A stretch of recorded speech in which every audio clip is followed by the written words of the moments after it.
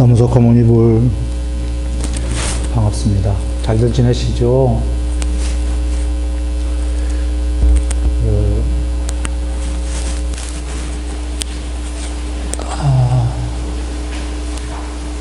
저번 시간에요,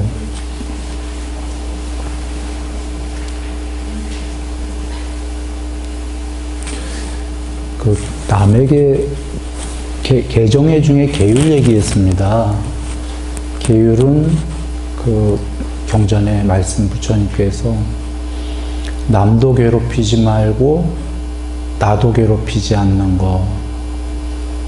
계율을 안 지키면 남도 괴롭히고 나도 괴롭힌다 이렇게 얘기하셨어요.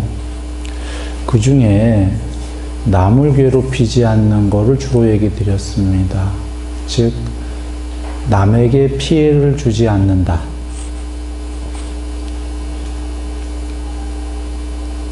계율의 아까 남에게도 피해 안 주고 나에게도 피해 안 준다 중에 일단 보다 우리가 해야 될 거는 남에게 피해를 주지 않는다. 이 얘기를 주로 드렸고요. 남에게 피해를 안 주면 나도 피해를 안 입지요. 그런데 이쪽을 주로 얘기했는데 사실은 하나를 얘기는 안 드린 게 또 하나는 뭐가 있냐면 남에게 피해 안 줘도 나에게 피해를 주는 게 있습니다. 그렇게 두 가지 측면이 있다. 그러니까 주로는 남에게 피해를 주면은 무조건 나도 피해를 받는다. 이 하나하고요. 또 하나는 그거보다 작은 건데 남에겐 피해 안 줘도 나는 피해를 볼 수 있다.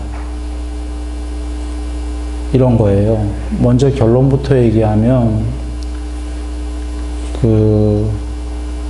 살생, 도둑질, 사음, 거짓말, 이간질, 욕설 등 쓸데없는 잡담은요, 하지 마라 하시는 계율인데, 그거는 남도 괴롭히고 나도 괴롭히는 겁니다. 남에게 피해를 주고 나는 그 피해를 지금도 받고, 남에게 폭력을 쓰자마자 나도 괴롭지요. 언젠가는 더 크게 또 꼭 받고야 말. 그러니까 남에게도 피해를 주고 무조건 자기도 피해를 입는 겁니다. 그게 하나고요. 두 번째로는 남에게는 피해를 안 주고 나만 피해를 보는 건 뭐냐면 탐욕에 머물러 조그만 탐욕들. 좀 전에 계율을 지켜서 살생, 도둑질 등등을 안 하는 거예요. 남한테 피해를 안 주고 나는 열심히 성실하게 사는 겁니다. 그러면 많은 재물도 모이고 계율도 잘 지키니까 명성도 얻게 되는데 남한테는 피해를 전혀 안 준 거죠. 그러면 나한테도 피해를 안 주는 것 같지만 그건 작은 피해를 나에게 준다.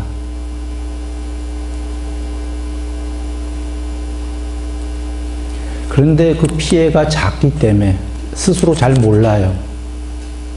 욕망이나 탐욕은 즐겁기 때문에. 그래서 부처님께서 피해는 작다. 그 허물을 알기도 어렵다. 욕망의 위험성을 알기가 어렵다는 거죠. 분명히 위험성이 있는데 허물도 작다. 죄는 작다 그랬어요. 그걸 없애는 것도 세월이 많이 걸린다. 즉, 이거는 남한텐 피해 안 주지만 자기한테 즐거움도 주고 약간의 피해도 주는 겁니다. 그런데 이 두 번째, 남에게 피해 안 주고 스스로 성실하게 살아서 수명, 용모, 명성, 명예, 행복, 재물, 영향력이 세진다 하셨는데 이게 자기한테는 피해를 주는 거지만 일단은 윤회의 과정에서는 이렇게 살아도 괜찮다 그러셨어요. 즉 남에게 피해 안 주고 열심히 살아서 이 삶의 과정에서는 일단 그런 게 커진다. 명성과 재물이. 그래서 그렇게 행복하게 살라. 그러나 종래에는 그건 역시 남에겐 피해 안 주지만 언젠가는 자기에게 지금 피해를 조금씩 주고 있는 거니까 언젠간 그것도 싫다 여긴다면 그것마저 버리고 해탈해라. 이러셨습니다. 다시 요약하면 첫 번째의 삶은 남에게는 피해 주지 말아요. 왜냐하면 남에게 피해 주는 동안 영원히 나도 피해를 받을 거니까. 우리가 지금 이 삶에서 피해를 받는 대부분은 전생 언젠가에 남에게 피해를 줬던 거다. 그건 너무 틀림없는 게요. 원인 곱하기 조건 이꼬르 결과.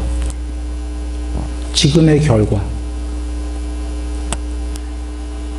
지금 좋은 결과가 있어도 이거 전에 그런 원인과 조건을 했던 거고 공덕을 지금 나쁜 결과가 있다 쳐도 전생에 이거 전에 전생은 꼭 요번 전생 얘기하는 게 아닙니다. 요번 생에서도 지금 바로 전까지는 전부 과거입니다. 과거에 나쁜 원인과 조건을 지었기 때문에 결과가 나쁘다. 그런 이유로 돌아와서 남에게 피해 주지 마라. 지금부터 피해를 안 주면 피해받는 건 앞으로 피해받는 거는 끝나는 거죠. 중요한 겁니다. 어떤 중생에게도 피해를 주지 마라. 그리고는 삶을 누려라. 성실하게. 그러면 괴로움은 적고 피해는 안 받고 수명, 용모, 명성, 명예, 행복, 재물, 힘이 전부 커지는데 행복하게 커지는 게 이런 게 있다 손치더라도 늘 피해를 받으면서 괴로우면서 이런 걸 받으면 의미가 없잖아요. 남을 안 괴롭혔기 때문에 스스로도 피해를 안 받으면서 이런 걸 누릴 수가 있다. 이 말씀이고요. 그렇게 행복하게 살다가 그러나 종래에는 그런 수명과 용모와 명성과 명예와 행복과 재물과 힘도 남은 안 괴롭혀도 나에게 피해를 작게라도 주는 거다. 그거를 아는 사람은 그때 그걸 알게 되면 그것마저 넘어서서 해탈로 가라.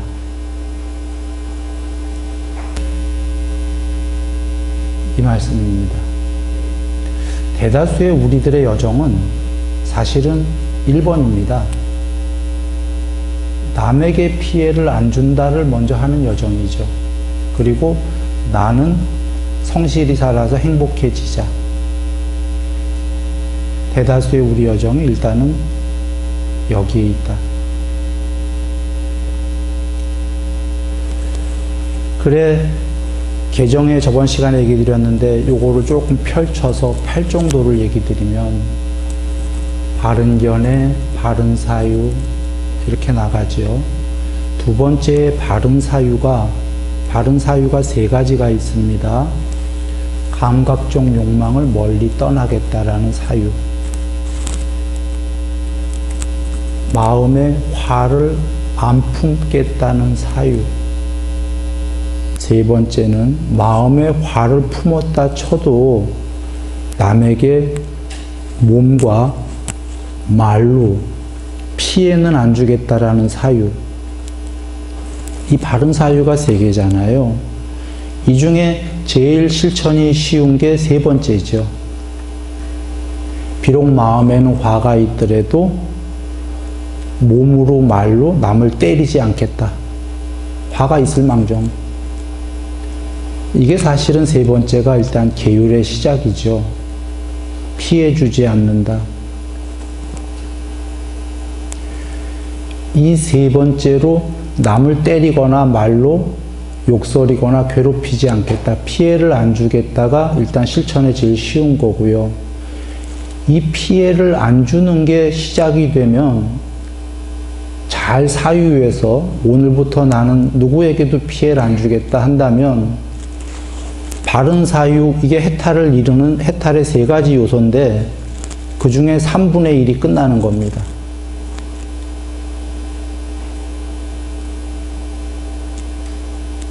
사실은 말이 3분의 1이지 이렇게 사유해서 피해를 안 준다면 그는 수다원이에요. 수다원은 어마어마하게 높은 거예요. 사람보다 높은 게 신이고 신보다 높은 게 신들의 왕이고 신들의 왕보다 높은 게 수다원입니다. 7번 안에 해탈이 예정된 성자인데요. 그 성자는 마음속에 욕망도 있고 화도 있다고 경에 계시잖아요. 그런데 화를 있을 망정 행동으로 몸과 말로는 안 한다. 계율을 100% 지킨다 했죠. 그러니까 욕망도 조금 있고 화도 좀 있는데 바깥으로 남에게 피해는 안 준다. 그러므로 돌아와 팔정도의 바른 사유의 세 번째인 해코지 않음에 대한 사유, 피해 주지 않는 사유를 해서 실제로 남에게 피해를 안 주게 되면 그는 엄청난 성자예요. 말이 3분의 1이 끝났다지 3분의 1이 아니라 그는 7번 안에 해탈이 예정됐기 때문에 완전히 길에 들어선 거죠. 그래 우리가 그 바른 사유를 한 다음에 팔정도에 보면 바로 이어나오는 게 바른 말, 바른 행동, 바른 직업이 나옵니다. 즉 사유를 남에게 피해를 안 주겠다라고 사유했다면 말로 피해 주지 마라. 행위로 남에게 몸으로 피해 주지 마라. 그리고는 바른 직업을 갖고 열심히 살아라. 그러면 수명, 용모, 명성, 명예, 행복, 재물, 힘이 다 커진다. 팔정도의 여기까지가 뭐냐면 남에게 피해 안 주고 피해 안 주는 걸 이 삶에서 실천하는 게 바른 말, 바른 행위, 그리고는 여기서 잘 욕망하고 살아야 되니까 바른 직업. 사람만 얘기하는 게 아닙니다. 천상까지를 다 여기에 들어있는 겁니다. 피해 안 주고 천상에서도 이렇게 살면 행복할 것이다. 천국에서도. 그런데 이제 나는 좀 더 공부를 넘어가겠다 하면 그 다음부터는 수행이죠. 바른 정진, 바른 사띠, 바른 사마디. 팔정도가 이렇게 해서 끝납니다. 팔정도의 정진, 사띠, 삼매 전의 모든 얘기는, 삶의 모든 얘기는, 윤회 과정의 해탈에 이르는 그 과정의 얘기는 요약한다면 남에게 피해를 주지 말고 성실히 살면 행복할 수밖에 없다. 더 나아가 남에게 피해를 안 줬기 때문에 오늘 이후의 다음 생에도 피해를 받지를 않을 것이다. 중요한 겁니다. 맨날 피해받으면서 행복하게 살아도 즐거웠다 괴로웠다 하지요. 근데 피해는 잘 안 받아. 행복하게만 살아. 그러면 행복이 훨씬 크지요. 무탈하고요. 거꾸로 한번 생각해 볼까요? 우리가 거꾸로 누구나 피해를 주는 삶이다. 서로 간에. 지금 사람 세계보다 훨씬 심하다. 막 서로 괴롭히고 도둑질하고 서로 피해준다. 우리 세계가 만약에 예를 들어서 살만할까요? 길에 못 나가죠. 무서워서. 못 나가요. 언제 뒤통수 맞아갖고 어떻게 될지 모르니까. 그런 세계가 온다고 그러셨어요. 그런 세계가 오게 되면은 인간의 수명이 약 10세인가? 평균 수명이 10세인가 7세인가 뭐 이렇게 내려간다고 보셨습니다. 그런 세계 상상해보면 무섭잖아요. 지금 뭐 성실히 살고 말고 할 계제가 아니죠. 그런 세상에서. 자기만 성실히 살면 자긴 빨리 죽어. 다 도둑 맞고. 그래서 그렇게 서로 피해주는 존재들은 점점 밑으로 존재가 내려가서 레벨이요. 지옥으로 향하는 거고요. 피해를 주지 않는 존재들은 나날이 높을 수밖에 없다가 이치에 만나요. 천상의 존재들이 왜 신이 됐냐면 사람보다는 서로 간의 피해를 덜 주기 때문입니다. 물론 신들은 보시도 하고 그랬지만 보시는 별개 얘기인 게 저번 시간에 얘기했습니다. 여기 아무리 재벌이라도 지구의 최고의 재벌이 누군지 모르겠어요. 아마 빌 게이츠나 뭐 몇 명이겠죠. 그 사람이 70억 전체 지구 사람들 보시로 도울 수 있나요? 돈으로? 못 돕습니다. 자기 돈 다 풀어도. 보시로 우주를 못 돕습니다.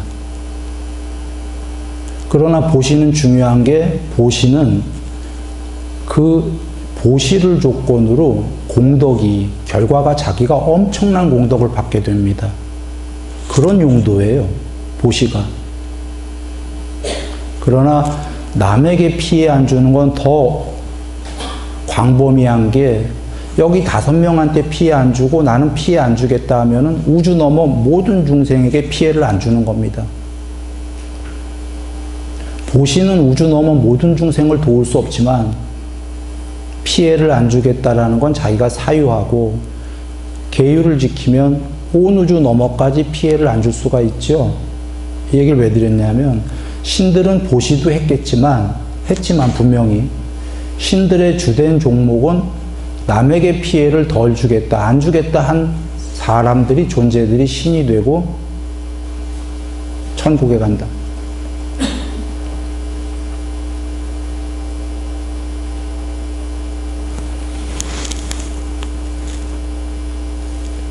돌아오겠습니다. 팔정도에서 그래서 세 번째인 남에게 해코지하지 않는 사유. 비록 마음에 성냄이 있더라도 그 성냄을 행동과 말로는 하지 않겠다. 이게 세 번째에 있는데요. 그것이 우리의 먼저의 출발선이 되는 겁니다. 남에게 피해를 덜 주기 시작하면 우리는 자존감이 생기잖아요. 마음에. 스스로 피해 안 주는 존재이기 때문에 자신감이 생기는 거죠. 물론 아직 욕망과 화는 남아있는 거죠. 그리고는 그게 되면은 아까 바른 사유에 마음에도 화를 안 품겠다. 그걸로 가는 거고, 그걸로 갔다는 건 아직 첫 번째 남아있죠. 신들도 욕망하지요. 그건 남을 괴롭히는 건 아닙니다. 그러나 그것도 스스로에게 나중에 존재가 커져갖고 피해를 주는 거다 안다면은 자기가 떠나고프다 하면은 그걸 출리해버리는 거죠. 돌아옵니다. 부처님께서는 남에게 피해를 안 주는 것과 계율과 열심히 사는 것은 동일선상에 있다라고 놓으셨어요. 즉 남에게 피해를 안 주는 거를 구체적으로 말씀하신 게 계율입니다. 아까 뭐 살생하지 마라, 도둑질하지 마라. 그런 게 구체적으로 다 우리한테 알려주신 거예요. 이런 것들이 남에게 피해 주는 거다. 이런 것만 삼가하면 피해를 안 주는 거다. 그러면 피해를 안 주는 거와 계율을 지키는 거는 같은 맥락에 있죠. 한 말씀으로 하면은 남을 괴롭히지 마라고 얘기하신 거고, 그걸 구체적으로 얘기하면 계율이 되는 거고, 그 다음에 말씀하신 게 계율을 지키는 자는 열심히 산다 하신 겁니다. 방일하지 않다. 불방일. 동일선상에 놓으셨어요. 삶에서 예를 들면 돈 벌려고 열심히 살잖아요. 그러다가 또 지치면 자기계발서라는 책들 보시면 동기부여를 하게 됩니다. 동기부여 열심히 해줘야지 또 조금 열심히 살고 이러는데, 부처님께서는 그런 거 안 해도 된다 하신 게 계율이 더 어렵다라는 거죠. 남한테 피해 안 주는 게. 그거를 하는 사람은 자기 일에서 성실할 수밖에 없다 그러셨어요. 그래서 오늘 예불문에 보셨다시피 계율을 잘 지키는 자는 탐욕에 머무르기만 하여도, 탐욕이 있다 이겁니다. 방일하지 않기 때문에, 열심히 살기 때문에 살아서 많은 재물을 모은다, 명성이 있다, 좋은 명성, 어떤 회중에 가도 당당하다라는 건 여기 삶의 세계만이 아닙니다. 그는 자존감과 자신감이 있기 때문에 어떤 세계에 내놔도 당당하다. 그리고 삶에서도 잘 살았는데 죽을 때 여행 가듯이 깨끗하게 죽는다. 혼미하지 않고요. 준비 다 합니다. 잘 살았으니까 죽음이 두렵지 않은 겁니다. 죽자마자 천상세계에 태어나 있을 것이다. 즉 계율을 잘 지키는 사람은, 남에게 피해를 안 주는 사람은, 남에게 피해를 안 주는 사람은 탐욕이 있는데 머무르기만 해도 모든 게 잘 된다. 피해도 안 입고 남으로부터. 여기에 탐욕에 머무르기만 해도라는 건 부처님은 탐욕을 정의하셨죠. 탐욕에 머무름, 더 나아가 탐욕에 강요됨, 탐욕에 완전히 동요됨, 인색함. 탐욕에도 여러 종류가 있는데 인색함이나 탐욕에 완전히 동요됐거나 탐욕에 강요된 거는 하면 안 된다고 그러셨어요. 그래서 계율을 잘 지키는 자는 탐욕에 머무르기만 한다 그랬어요. 이게 중요한 게, 탐욕에 완전히 동요된 사람은 쉽게 얘기하면 남의 뒤통수 칠까요, 안 칠까요? 도둑질 할까요, 안 할까요? 탐욕에 완전히 미친 자는. 도둑질이라는 게 진짜로 담 넘어가 도둑질 아닙니다. 탐욕에 완전히 미쳐갖고 돈 많은 사람은 담 넘어갈 일이 없죠, 자기가. 사회적으로 이상하게 뭘 해갖고 교묘하게 뭐 사기성을 갖고 남의 뒤통수를 치겠죠. 남에게 엄청난 피해를 준다. 그러지 않겠습니까? 탐욕에 완전히 동요되면 피해 안 주고, 남을 피해 안 주고 자기가 성실히 하는 게 아니라 남의 것 뺏는 게 더 쉽다고 생각하죠. 그래서 부처님께서 지금 계율을 잘 지키는 자는 탐욕에 머무르기만